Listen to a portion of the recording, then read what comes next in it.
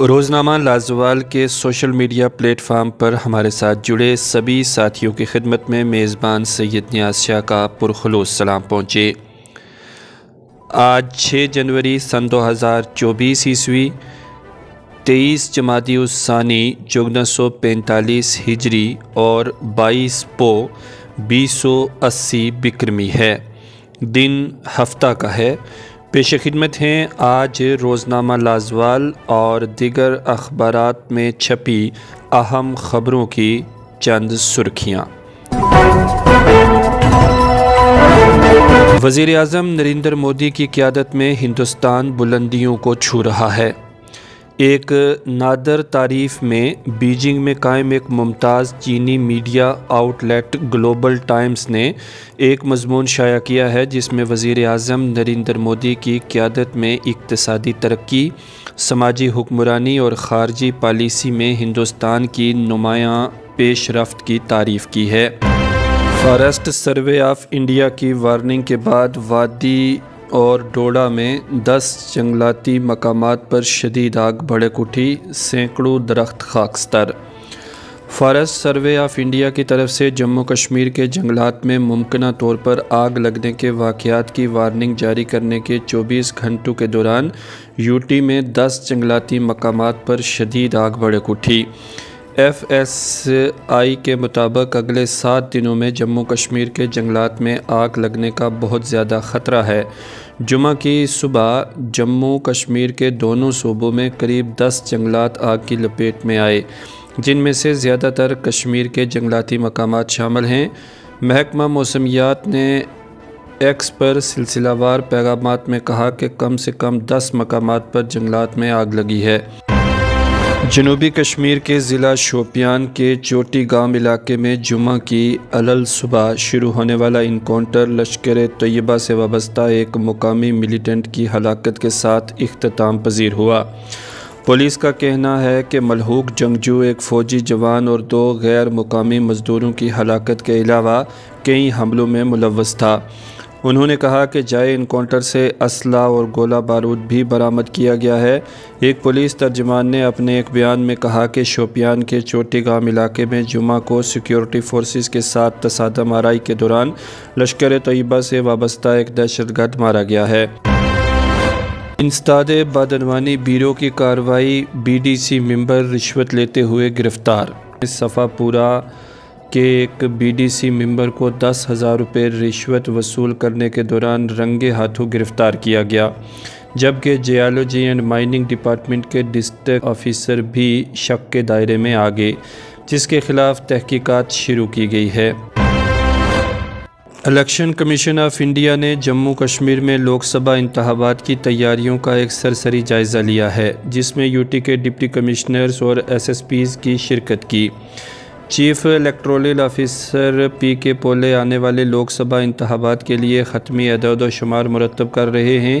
جموں کشمیر میں لوک سبھا کی 5 سیٹوں جن میں انتخابات اپریل مئی میں شیڈول ہیں کے لیے تقریباً 8.7 ملین اہل ووٹرز ہیں۔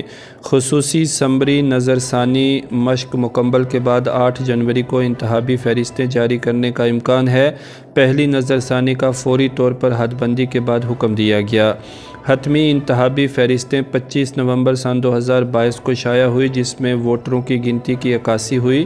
مارچ 2023 میں ایک اور نظر ثانی کے نتیجے میں 27 مئی 2023 کو فہرستیں شائع کی گئیں، جس میں کل ووٹر 85 لاکھ تھے۔ جاری خصوصی خلاصہ نظر ثانی جو ستمبر میں دیگر ریاستوں اور مرکز کے زیر انتظام علاقوں کے ساتھ شروع کی گئی تھی، 8 جنوری کو حتمی ووٹر لسٹوں کی اشاعت کے ساتھ اختتام پذیر ہونے کی امید ہے، جس سے جموں کشمیر میں تقریباً 87 لاکھ ووٹروں کی گنتی متوقع ہے۔ الیکشن کمیشن نے چیف الیکٹورل آفیسر پی کے پولے، ڈپٹی کمشنرز اور ایس ایس پیز کے ساتھ ایک مجازی جائزہ میں لوک سبھا انتخابات کی تیاریوں پر توجہ مرکوز کی۔ ادھر محکمہ موسمیات نے جمعہ کو جموں کشمیر میں 9 جنوری کو برف باری کی پیشگوئی کی ہے۔ محکمہ موسمیات کے ترجمان کے مطابق 8 جنوری تک موسم بنیادی طور پر خشک رہے گا، تاہم 9 جنوری کو میدانی علاقوں میں مطلع عام طور پر ابر آلود رہے گا، جبکہ الگ تھلگ اور اونچے علاقوں میں ہلکی برف باری متوقع ہے۔ ترجمان نے کہا کہ 9 جنوری کو کہیں کہیں برف باری کے بعد 10 سے 14 جنوری تک موسم عام طور پر خشک رہنے کا امکان ہے۔ ادھر پوری وادی میں کم از کم درجہ حرارت میں قدرے اضافہ ہوا ہے اور شدید سردی میں قدرے کمی آئی ہے۔ صوبائی کمشنر جموں رمیش کمار نے ایک میٹنگ کی صدارت کی، جس میں بے گھر افراد اور مغربی پاکستانی پناہ گزینوں کے لیے مالی امداد کی اسکیم کے نفاذ کا جائزہ لیا گیا۔ اجلاس میں جموں، ساما، کٹھوعہ کے ڈپٹی کمشنر اور صوبائی بحالی افسر جموں موجود تھے۔ سائبر کرائم کے بڑھتے ہوئے واقعات کے پیش نظر اے ڈی جی پی جموں زون آنند جین نے cyber police station Jammu zone کا دورہ کیا اور سائبر کرائم سے متعلق معاملات سے پیشہ وارانہ طور پر نمٹنے کے لیے افسران اور اہلکاروں کو ضروری ہدایات جاری کی۔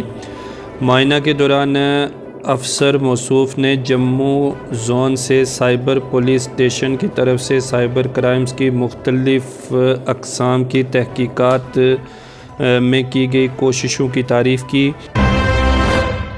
ہندوستانی خلائی تحقیقی ادارہ اسرو ہفتہ کو ایک اور تاریخ رقم کرنے کے لیے تیار ہے، جب اس کا پہلا شمسی ریسرچ مشن خلائی جہاز آدتیہ L1 سورج کے L1 پوائنٹ میں داخل ہوگا۔ اسرو نے کہا کہ 4 ماہ اور 15 لاکھ کلومیٹر کا طویل سفر مکمل کرنے کے بعد آدتیہ L1 کل شام L1 پوائنٹ پر پہنچ جائے گا۔ اس کے ساتھ ہی ہندوستان سورج کے بیرونی ماحول کا مطالعہ کرنے کا کارنامہ حاصل کرنے والا دنیا کا پہلا ملک بن جائے گا۔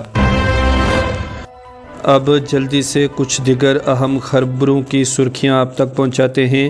جے ایم سی جموں کی جانب سے آوارہ جانوروں کو پکڑنے کی مہم کا اہتمام، عوام کو سردیوں کے موسم میں جانوروں کو گھروں میں رکھنے کی ہدایات جاری۔